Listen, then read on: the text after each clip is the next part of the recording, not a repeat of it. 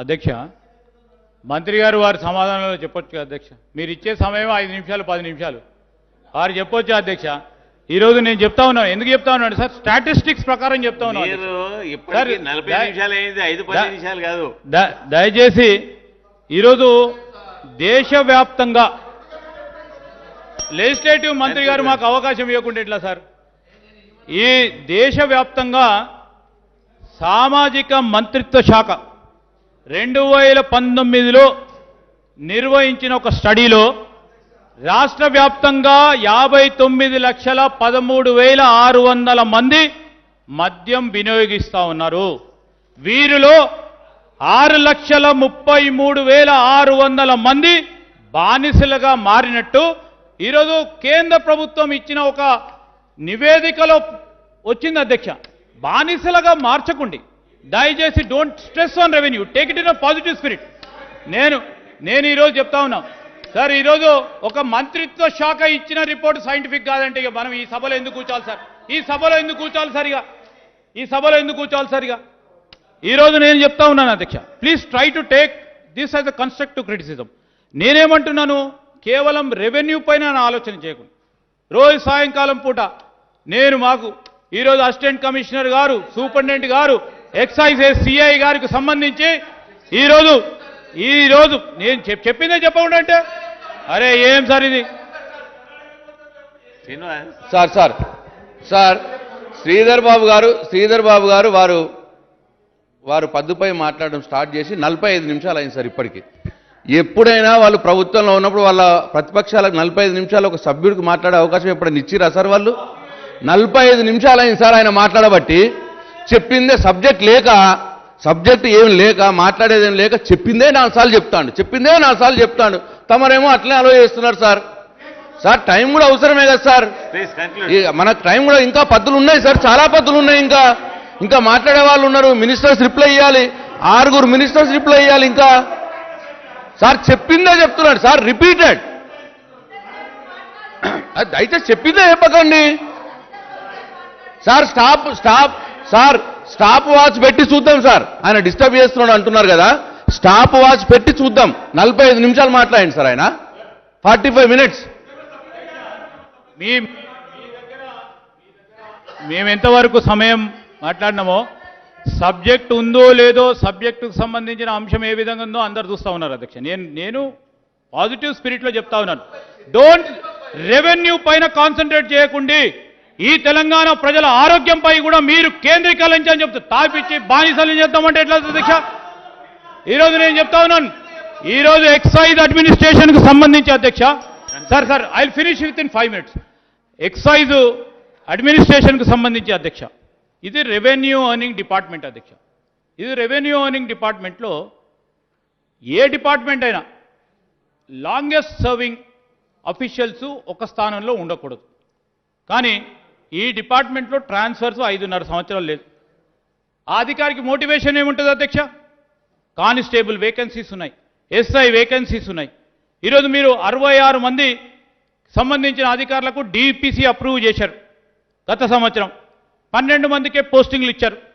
మిగతా 3 సంవత్సరాల నుంచి సూపరింటెండెంట్ కానీ, అసిస్టెంట్ కమిషనర్ కానీ, డిప్యూటీ కమిషనర్ కానీ, మరి అదేవిధంగా జాయింట్ కమిషనర్కి సంబంధించిన అంశం విషయంలో పోస్టింగ్ ఇవ్వకపోవడం వల్ల ఈరోజు ఎన్ఫోర్స్మెంట్ డిపార్ట్మెంట్ చాలా ప్రధానమైన డిపార్ట్మెంట్. దానికి సంబంధించి రెగ్యులర్గా డిప్యూటీ కమిషనర్స్ ఎంతమంది ఉన్నారని మంత్రి గారిని కోరుతా ఉన్నారు. అదేవిధంగా అన్నిటికీ ఇన్ఛార్జెస్ పెట్టారు మీరు. దానివల్ల మీకు ఎన్ఫోర్స్మెంట్ పరంగా కూడా మీరు చేస్తూ ఉన్న మంచి కార్యక్రమం డెఫినెట్లీ చెప్తా ఉన్నాం. ఊర్లలో గుడుంబ నిషేధంకు సంబంధించిన అంశం definitely we appreciated, we not going against it. So ఆ ఎన్ఫోర్స్మెంట్కి సంబంధించి give them the proper teeth. మేము అందుకోసమే పదే ఈ విషయాన్ని మీ దృష్టికి తీసుకురావడానికి కారణం, మనము ఎక్సైజ్ అడ్మినిస్ట్రేషన్కు సంబంధించి ఒక రెవెన్యూ ఎర్నింగ్ డిపార్ట్మెంట్తో పాటు కేవలం మరి దాన్ని రాష్ట్ర బడ్జెట్లో 1/5 షేర్ ఆఫ్ మీ రెవెన్యూ సోర్స్గా రాబోయే కాలంలో 1/4 చేద్దాం, 1/2 చేద్దామనే కార్యక్రమం చేయకుండా చూడాలి. ఈరోజు ట్రాన్స్పోర్ట్ డిపార్ట్మెంట్కి సంబంధించిన అధ్యక్ష, ట్రాన్స్పోర్ట్ డిపార్ట్మెంట్ ప్రధానంగా ఆర్టీసీ. ఈ ఆర్టీసీకి సంబంధించి మన అందరికీ కూడా తెలుసు, ఆర్టీసీ కార్మికులు తెలంగాణ రాష్ట్రం ఏర్పాటు కావడానికి వారు కూడా ప్రధాన పాత్ర వహించారు. వారికి సంబంధించిన కార్మికుల సమస్యలు ఇంకా కూడా పరిష్కారం కావటం లేదు. వారు అడిగేది అనేక సందర్భాల్లో ఉద్యోగ భద్రతకు సంబంధించి, వారి ఉద్యోగాలకు సంబంధించి రెగ్యులరైజేషన్కు సంబంధించిన అంశాన్ని వాటి సవరణ చేసి ముందుకు తీసుకెళ్లాలి. పే స్కేల్ సంబంధించిన కార్యక్రమంతో పాటు వారికి రావాల్సిన 6 డిఏలు కూడా ఇప్పటి వరకు కూడా ఇవ్వకపోవటం, వీటికి వాటితో పాటు ఈరోజు కార్మిక సోదరులు అనేక అంశాలు ప్రభుత్వ దృష్టికి అనేక సందర్భాలు సకల జనుల సమ్మెకు సంబంధించి వారి వేజెస్ ఇప్పటివరకు కూడా, వారి వేతనాలు ఇప్పటివరకు కూడా రాలేదు. మరి ఆర్పిఎస్ 2013కి సంబంధించి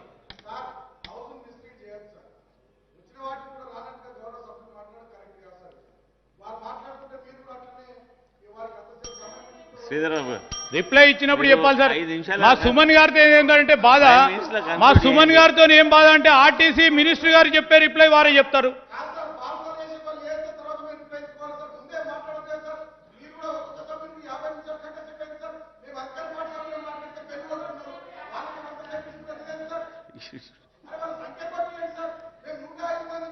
సార్ 105 ఉన్నా ఒకరున్నా సార్ అందరు సభ్యులు ఈక్వల్ సార్. 105 ఉంటే నెంబర్తో నడుస్తుందా సార్? సార్ ఆర్టీసీ సార్ మీరు ఇచ్చిన 40 నిమిషాల్లో 25 మినిట్స్ వాళ్ళే డిస్టర్బెన్స్ చేసింది సార్. ఏం చేస్తాం ఇక? మీ పైన మాట్లాడుతూ ఉన్నారు సార్. ఇది సరికాదు. ఇది డిప్యూటీ స్పీకర్ చైర్ లో మీరు అందరికీ న్యాయం చేయాలని చూస్తే 25 మినిట్స్ డిస్టర్బెన్స్ కూడా పట్టుదల పెట్టడం మంచిది కాదు సార్. ఇది సార్ మాట్లాడియండి సార్. ఇదేంది?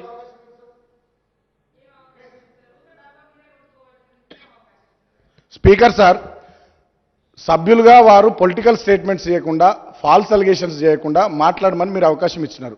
వారికి ఇచ్చినటువంటి అవకాశాన్ని దుర్వినియోగం చేసుకుని గవర్నమెంట్కు లేనటువంటి అన్నింటిని కూడా ఆపాదిస్తూ తప్పుడు సమాచారం వారు ఇస్తూ మాట్లాడుతున్నప్పుడు మీరు కూడా 50 నిమిషాలు గంట సేపు వారిని మాట్లాడడం ఎట్లా సార్? మేము 105 మంది సభ్యులం ఉన్నాం. మాకు 40 నిమిషాలు 45 నిమిషాలు ఇస్తున్నారు ఒక్కో సభ్యునికి. వాళ్ళు 6 సభ్యులు ఉన్నారు కాంగ్రెస్ వాళ్ళు. వాళ్ళకి ఒక్కొక్కరికి 50 నిమిషాలు గంట సేపు ఇట్లా ఇస్తే ఎట్లా సార్? దయచేసి మీరు కూడా ఆలోచించండి సార్. మేము కూడా అందరం మాట్లాడాలి కదా సార్. మా మినిస్టర్స్ కూడా రిప్లై ఇవ్వాలి సార్. ఇప్పటికే చాలా కాలాతీతమైంది సార్. చాలా సమయం అయింది. ఇంకా చాలా సబ్జెక్ట్స్ ఉన్నాయి కదా సార్. ప్లీజ్. హాయ్ ఫ్రెండ్స్, మా టుడే టుమారో యూట్యూబ్ ఛానల్ చూస్తున్నందుకు చాలా థ్యాంక్స్. మరిన్ని లేటెస్ట్ వీడియోస్ కోసం వెంటనే సబ్స్క్రైబ్ చేయండి. అలాగే ఈ బెల్ ని కూడా రింగ్ చేసేయండి. మా నోటిఫికేషన్స్ అన్ని మీ మొబైల్లో వస్తాయి. అలాగే మా వీడియోస్ మీకు నచ్చితే లైక్ చేయండి, షేర్ చేయండి, నచ్చకపోతే కామెంట్ చేయండి.